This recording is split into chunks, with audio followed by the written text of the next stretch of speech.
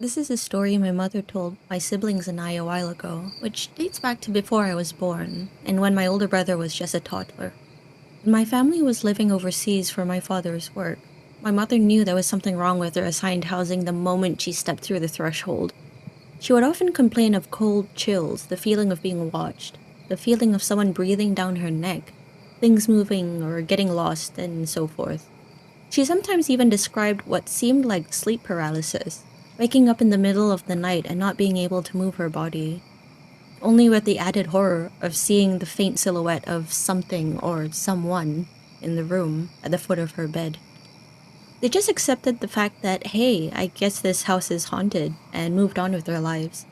But the following experience, which took place in that house, was, as my mother described it, one of the most terrifying experiences of her life. My father and brother were out of the house, and she was alone doing chores in the second floor master bedroom. He could hear the faint shrieking and crying of kids playing outside, the way that children scream as if they're being murdered when they're playing. This was a usual occurrence in the neighborhood, and she continued on with her business, not really paying attention to it. Sometime later, she heard the sound of a bouncing ball and thought, kids being silly buggers. But the more she listened to the sound, the more she realized there was something strange about it, as if it didn't sound like it was coming from outside at all. She stuck her head out of the bedroom and listened, and then she heard it. The sound of the bouncing rubber ball was coming from inside the house, somewhere on the first floor, the sound echoing in the hallways. She stood in disbelief for a few seconds, unsure if my father and brother had returned home, but she was sure they hadn't. They weren't expected back for a while yet. As she was about to call out for my father, she heard something that made her blood curdle. Mama, Mama. The sound of the bouncing ball moved. It was closer now, just at the landing at the bottom of the stairs. Mama. The sound slowly crept up the stairs, and my mother slammed the door shut and locked it as fast as she could. She told me that the next few minutes were a blur, but it involved calling my father, begging him to come home right that instant, and a lot of yelling. Of course, when my father rushed back home, there was nothing out of place. My mother never heard that ghostly voice ever again. Since it's almost Chinese New Year, I thought that this story would be appropriate, though it takes place during what is called the Hungry Ghost Festival, which takes place on the 15th night of the 7th month on the lunar calendar. I don't really know a lot about it, but my mom tells me that it's a festival to honor our deceased ancestors, who also come from the realm of the dead to visit family. You'll often see Buddhist shrines adorned with offerings like incense, fake money, and different types of food inside people's homes, businesses, or seemingly random spots by the roadside. My mother also told me that while there are spirits visiting their families and friends, there are also lost souls wandering aimlessly as well, the kind with no home or family to go back to, or those with ill intent, and that it is best not to wander the streets after dark, lest one attach itself to you and follow you home. And that's apparently exactly what happened to my grandfather.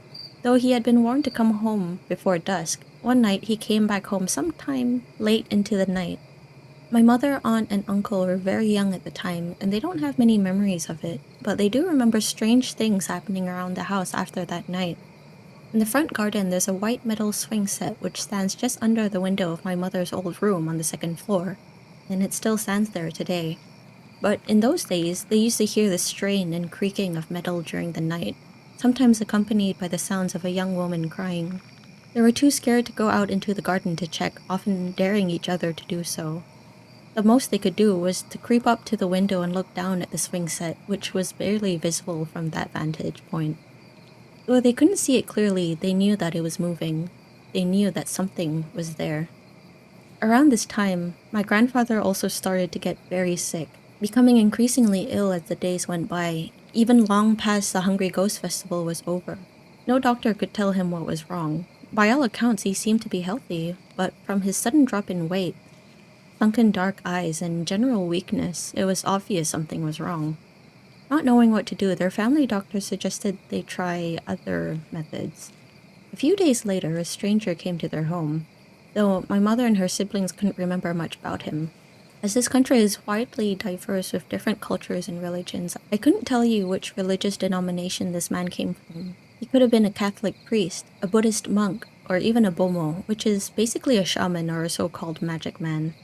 My grandparents ushered my mother, aunt, and uncle out of the house, telling them that they were free to visit their friends or to go to the nearby playground, even giving them money to buy sweets. Of course, with all this newfound freedom and pocket money, they didn't hesitate and spent the whole day playing, only coming back in the late afternoon. What they came back to was strange, to say the least. For starters, there was rice and burnt paper everywhere. The strange man was gone, leaving my parents to sweep up the mess with quiet, grave expressions. After that, the creepy events around the house stopped just as quickly as it had started, and my grandfather slowly regained his health. To this day, my grandfather still refuses to talk about what really happened, but my mother put the pieces together when she was a bit older. A few weeks ago, I was talking with my aunt, who was a few years older than my mother, about any scary stories she had. Since my mother was present at the time as well, she brought this event up and had my aunt filling in the gaps of my mother's fuzzy childhood memories. It was my mother's first time hearing it, but my aunt admitted to still feeling creeped out in the house at night even after the supposed exorcism, as well as what she called the Harry Potter closet under the stairs. This space, which I recently learned to be termed a spandrel, is a small closet made to fill up the otherwise unused space at the bottom of the stairs on the first floor. Since the time I had gained sentience as a small child, I've always known that closet to be completely blocked off with heavy boxes and a small cupboard, making it totally inaccessible. I too admitted that ever since I was young, when I wanted to use the bathroom which was adjacent to the Harry Potter closet, I would usually do a half-panicked, half-run whenever I had to go past it. Something about it just felt wrong, like something was watching me from inside. My mother was too young to remember this, but my aunt said that they actually used to use that space frequently, as it was easily accessible in a central location in the house. She also joked that maybe they just trapped the ghost in there instead of getting rid of it outright. Now I sometimes wonder if they did indeed trap whatever entity had attached itself to my grandfather that day into that closet, and it still sits there watching, waiting to be let out. This story is from my paternal grandfather, who has long since passed away. I'd never actually heard this story from him myself, but my mother tells me that it happened in the same house where she heard what she now calls the ghost baby. It was around the time my twin brother and I were born, and my grandparents came to visit to meet their new grandchildren and to help my parents in any way they could. The pregnancy had been excruciating on my mother. Unlike when she was pregnant with my older brother, she could barely hold down any food and was sick 24/7. The birth of my brother and I was extremely risky too, with my mother sincerely thinking she was going to die that day we were born. As a side note, my father had the biggest scare of his life that day, though it's not supernatural. As he was waiting in the hospital, my mother's obstetrician came to him after the delivery to give him the news. Only he opened with, "I'm sorry, I did everything I could." Thinking that his wife and two unborn children had died, my father was on the verge of a breakdown when the doctor clarified that while I was born naturally, my brother had to have a cesarean birth. English wasn't his first language, but I digress. My grandparents are very different people. While my grandmother is fierce, argumentative, ambitious, and hot-headed, my grandfather was mild and soft-spoken. While my grandmother preferred to stay up late into the night, my grandfather liked to retire for the night at a reasonable time. One night, my grandfather went to bed, and my grandmother wanted to stay up a bit longer, talking to my parents and watching TV. He went through his usual nighttime routine, crawled into bed, and eventually fell asleep. Sometime into the night, the feeling of the bed beside him depressing with the weight of another person stirred him from his sleep. Facing away from the other side of the bed, he groggily reached behind him to feel curlers in my grandmother's hair. While my grandmother did wear curlers to bed in the past, she hadn't done so for years preceding that night, so he thought it strange that she would randomly wear them again.